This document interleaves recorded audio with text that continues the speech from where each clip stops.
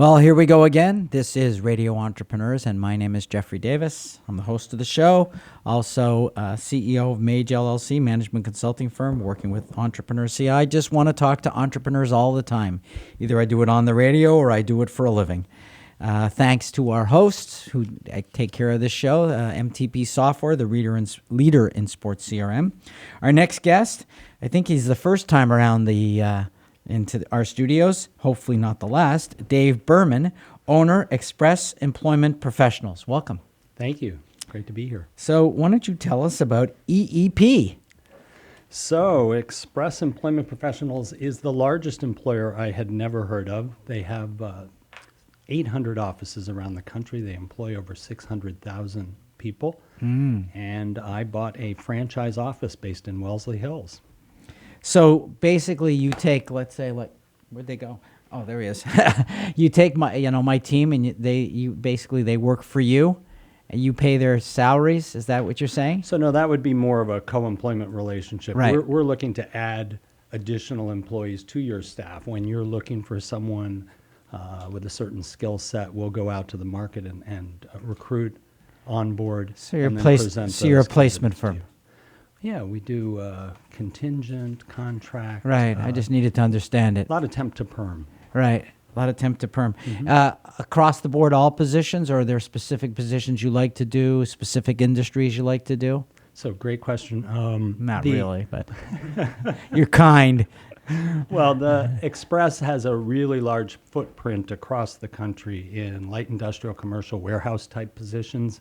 My space, Waltham to Framingham, for contract labor, has a lot of professional offices. So we're doing a lot more professional support services around office management, accounts receivable, payable, HR, payroll, that sort of thing.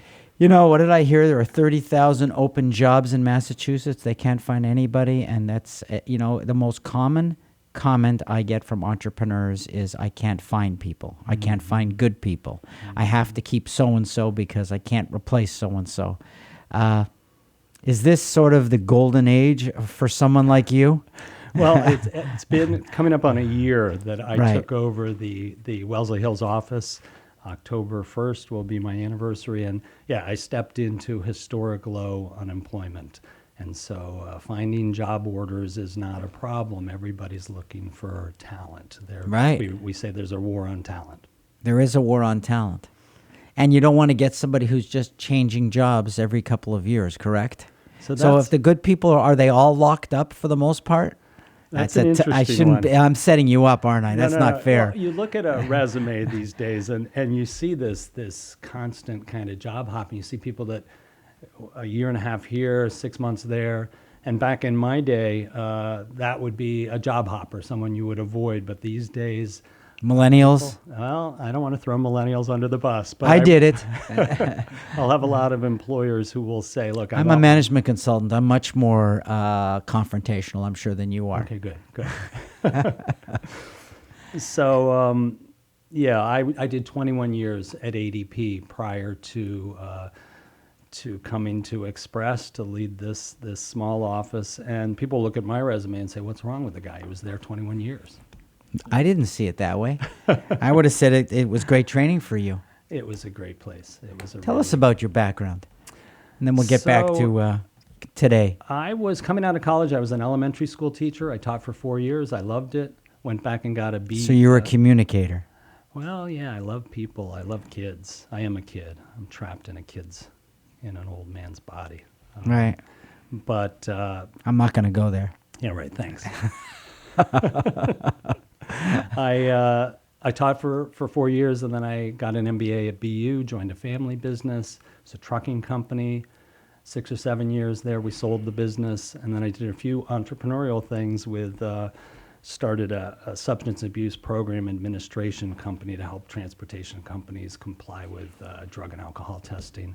And then I met my wife, and still trying to figure out what I wanted to do when I grew up. I joined ADP. It was my first sales position, and I loved that. It gave me the flexibility to... Do you ever miss working with children? I have 3 daughters. The youngest is now 17. Yeah, that She just was- means you're tortured. I love kids. She was babysitting the other day, and I went out and went bike riding, or we went scootering all around the neighborhood together. Oh, now I know So, why yes. some of my friends like you. I can tell your character. Why did you pick Express Employment? So it's interesting. I'm on a show called Radio Entrepreneurs. I don't feel entrepreneurial. I'm fairly risk adverse. I joined Express because they have 30 years experience in the industry. They've got my back. They have a great corporate support structure. They help me with any sort of legal compliance. I can go out and do So you what I got your do. independence without that high sense of risk. Exactly. It seemed like a model that I could plug And you into. liked independence at this point of your life. I do. I enjoy it. Well, that's interesting. Hopefully I figured that out quickly. That's, by the way you described it. I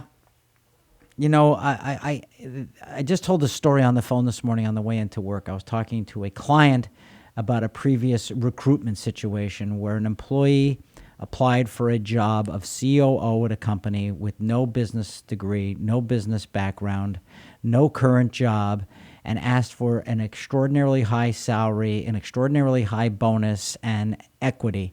And I asked the person, I go, why do you think you deserve this? And the person said to me, because they need someone to fill the position and I'll work hard. And I went back to the employer and I said, don't hire that person. They're just, they don't deserve what they're asking for. I found that, expectations are not realistic in this market. And how do you deal with it when you're working on both sides? I was afraid you were going to say he got the job.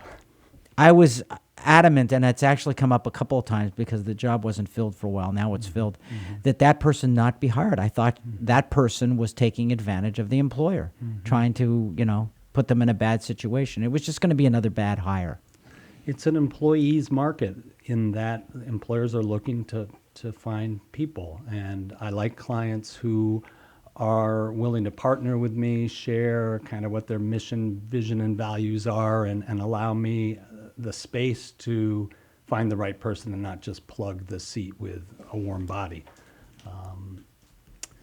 I think that, I don't know, we go back to the millennial conversation. Some of these younger employees, they got trophies for participating. That's one of the criticisms, right? They just show up and they expect reward and Right. what's next. Right. Not my guys. Yeah. No, Oh, no, good. not my guys. No, my guys are, I don't know why they're here. I think there's a lot of freedom. I'm a big fan of people being responsible. Your team here? They're Yeah, awesome. at They're least awesome. this team. Yeah, I believe in letting them, do their job and guiding stuff, teaching them. I would use a lot of models Well, I you think do. that it doesn't come down to compensation. It comes down often to culture, the employer's culture, and feeling that hey, you spend more working hours at work than you do at home and sleep, and so it needs to be something that's rewarding. But look how I recruited both of them, because a lot of people have recruiting stories after almost 35 years about me. People tell stories about their interviews with me. Chris, I played tennis with for 2 years at the same tennis club. And I watched him, like I watch everyone. And I watched his personality, how he dealt with people, how he dealt with information. I could get a sense of his intellect when I talked to him, even on the sidelines. And I just felt that it didn't make a difference what his experience was. It was the type of person I wanted. And because I felt it was, you're hiring people, you're not hiring resumes always, for me. And with Nathan was working in, he has a production and video education, but I met him in his previous job where he serviced me. And I just felt he went the extra mile for me every time and was more than patient with me. And it's not easy to always be patient with me. And my experience of dealing with him, in a business situation made me want to recruit him. So, both of them, I felt I was sort of recruiting them by just living my life and keeping my eyes open. No, I think those are great examples.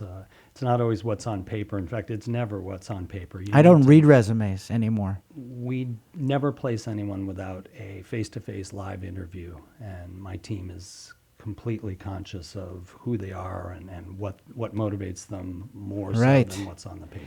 Because everybody seems to have found a resume writer who helps them write a resume, and everybody has learned those standard questions that they answer, and I don't like standardized questions either. So, I mean, teaching clients how to interview too, I think, or, that's why it's good to use firms like you, because you probably know how to interview much better than clients. Clients don't know how to interview. That's a general principle I have as a consultant. So the value proposition around the temp to perm and the evaluation hire, as we refer to it, is you get to know the person at your workplace on my payroll. I carry the risk for unemployment, workers' comp, payroll taxes. I pay the holidays and sick time if needed. And they get to know that person over a period of 3 or 4 months, see how they perform, see how they respond to long weekends, holidays, and really get to know someone before they onboard them onto their payroll. So it's a great opportunity to avoid making a bad hire. I like the way you've approached the business. Clearly, I like talking to you. We're speaking with Dave Berman, owner of Express Employment Professionals, which I call EEP, not far from your ADP experience. Dave, if somebody's looking for the company, how would they find it? So you can call me, 781-446-6970. You just showed your age. People over the age of 50 give phone numbers. Yeah, right. Or you can text my kids. Okay, yeah. And the I was going to look for our email address. It's on my card. It's kind of long. david.berman@expresspros.com. Great. That's my email. And then we're at expresspros.com/Waltham Framingham MA. Too long. Yeah, Okay. Way too long. My name is Jeffrey Davis, and you can find me on Radio Entrepreneurs. You can find me at MAGE LLC, because that's really my full-time job. And you can find me on LinkedIn, and you can find me, if we're friends, you can find me on Facebook too, for all my old friends. We're going to take a break, and we are very glad Dave Berman came in. Hopefully he's going to come again, and this is Radio Entrepreneurs.